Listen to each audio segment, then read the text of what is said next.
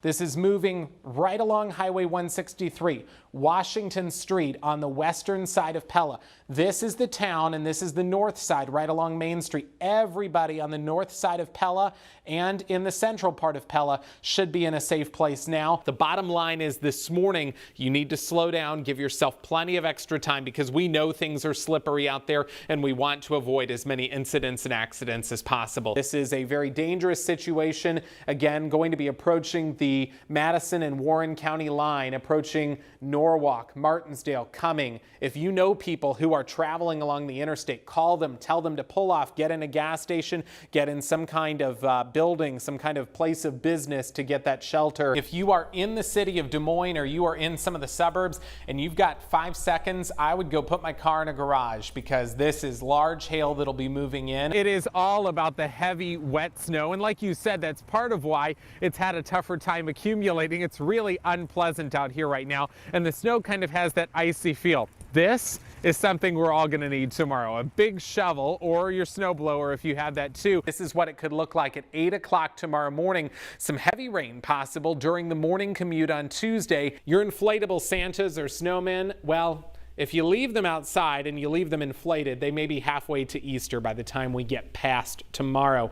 And not to mention, it's not just that they would tip over, but that wind could cause holes to get punctured in the inflatable, and then you can't even use it afterwards. Willard Sharp took this picture, and you can just see that reddish hue over the moon. I was out there shivering, but it was so pretty to watch. So I am ready to milk this cow and win. All right. Are you ready? Are you going to win, you think? I think I'm going to win. So we've got our handy dandy bucket here, and like I said, Rosie needs to be milked. I have learned how to do this. I'm no expert by any means, but I am so excited. So you think we should get started? Okay, let's go for it. So let's do this. I really don't know what I'm doing. We will get started here in about 3, 2, 1. Oh, there's 2 of them? Oh, there are 2. Okay.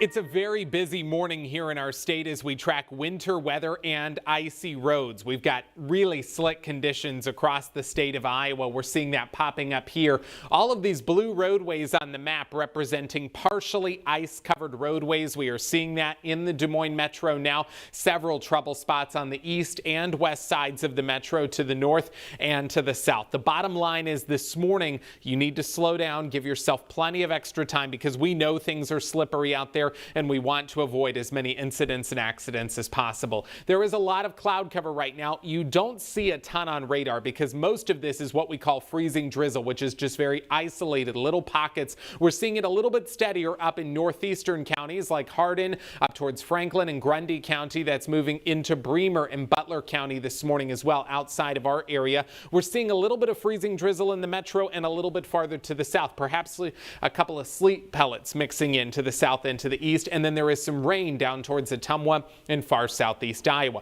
We are going to see these slick conditions in northern Iowa, central Iowa, and southern Iowa. It's going to start drying out later this morning in southern Iowa by lunchtime in central Iowa, and there will be some light snow this morning up to the north. There is still that winter weather advisory for the entire state through 6 o'clock this evening. I do expect that the freezing drizzle will start to come to an end later this morning, but the clouds and cold temperatures will continue, and so will the wind. Here's what it looks like on Futurecast. This is overdoing that freezing drizzle a little bit, but by 8 a.m. it becomes a little bit lighter and it lifts off to the north. By 10 a.m. it is mostly outside of our area, and we will continue to dry out as the day goes on.